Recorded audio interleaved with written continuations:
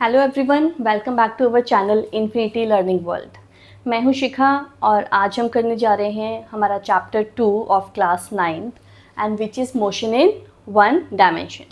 इसमें सबसे पहले हम दो टर्म्स पढ़ते हैं, that is scalars and vectors. अब ये स्केलर्स एंड वैक्टर्स होते क्या हैं? स्केलर्स क्या होते हैं? Those physical quantities which have only magnitude and no direction, जिनके पास सिर्फ मैग्नीट्यूड होता है, एक न्यूमेरिकल वैल्यू होती है और कोई डायरेक्शन नहीं होती।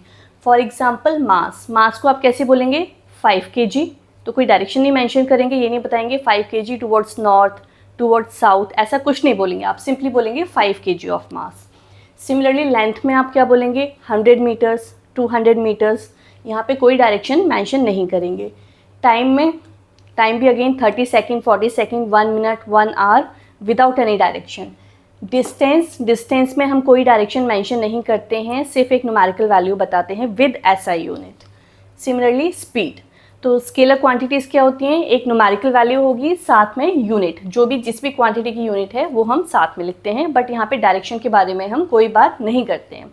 इसके बाद आते हैं हम वैक्टर्स पे। वैक्टर्स क्या है? Those physical quantities which are expressed in terms of magnitude as well as direction, or which have magnitude as well as direction. For example, displacement. Displacement क्या होता है? We will say कि we are moving 50 meter towards particular direction, like towards east, towards west, north, south, कुछ भी। इसमें ज़रूरी क्या है? डायरेक्शन मेंशन होनी चाहिए। तो यहाँ पे हमारे पास क्या आता है? एक न्यूमेरिक वैल्यू आती है, एक डायरेक्शन आती है और उसकी एसआई यूनिट, जो हम इसको प्रेजेंट करते हैं। Similarly, velocity is also a vector quantity and force is also a vector quantity. ठीक है, स्केलर एंड वैक्टर में क्या डिफरेंस है? मेजर डिफरेंस है डायरेक्शन का, कि वैक्टर्स में हम डायरेक्शन को कंसिडर करते हैं और स्केलर्स में हम डायरेक्शन को कंसिडर नहीं करते हैं। नेक्स्ट हमारी टर्म आती है रेस्ट एंड मोशन। देखिए, अब this is a relative term, मैंने लिखा है रिलेटिव टर्म। रिलेटिव टर्म मतलब ये देखा जाएगा कि विद रिस्पेक्ट टू वॉट। जैसे आप ट्रेन में दो पैसेंजर्स बैठे हैं, ठीक है, और ट्रेन मूव कर रही है, तो आप दोनों एक दूसरे के करस्पॉन्डिंग क्या हैं?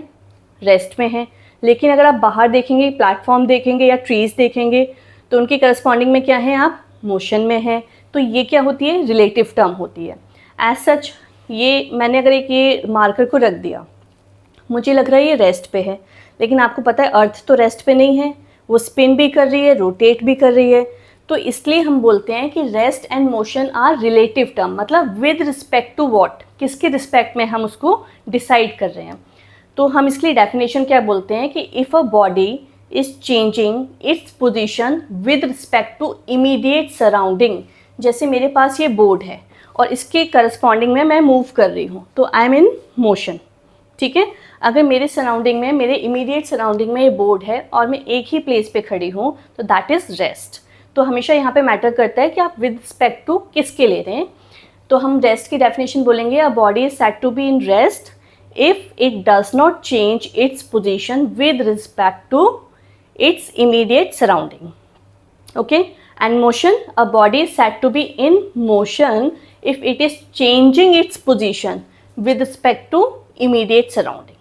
ओके, अब हम बात करते हैं दो टर्म्स की, डिस्टेंस एंड डिस्प्लेसमेंट। मैंने अभी अभी आपको बताया कि distance is a scalar quantity and displacement is a vector quantity.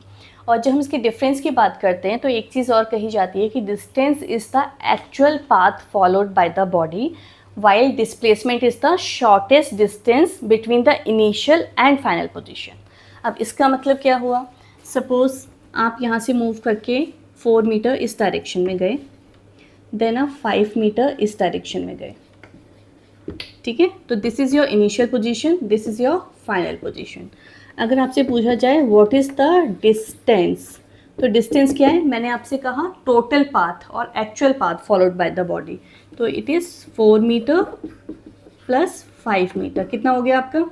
ये हो गया आपका 9 मीटर। तो 9 मीटर क्या हो गया आपका? डिस्टेंस। अब आ जाते हैं डिस्प्लेसमेंट। डिस्प्लेसमेंट क्या होती है? It is the distance between, or you can say it is the shortest distance between initial position and final position। वो क्या हो गया? इसको ज्वाइन कर दीजिए लाइन को, ठीक है। ये राइट एंगल ट्रायंगल बन रहा है, तो पाइथागोरस थ्योरम लगाएंगे तो क्या हो गया आपका? ये 4 square plus 5 square, this is 16 plus 25 कितना हो गया आपका, this is under root of 41, एक रैंडम वैल्यू है अंडर रूट ऑफ 41, ठीक है।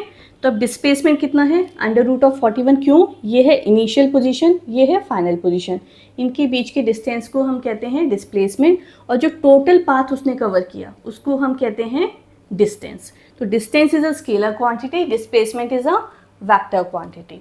अब इसमें आते हैं, जैसे आप सर्कुलर मोशन की बात करें तो यहाँ से स्टार्ट किया और लौट के हम यहीं पे आ गए, तो यानी कि हमारी इनिशियल पोजीशन भी यही थी और फाइनल पोजीशन भी यही है।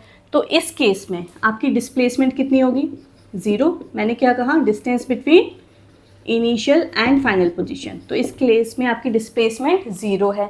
पर जब आप डिस्टेंस की बात करोगे, डिस्टेंस की बात करोगे तो डिस्टेंस का फॉर्मूला आएगा 2πr, total circumference. Distance is 2πr, क्यों, डिस्टेंस क्या होता है, it is the actual path followed by the body.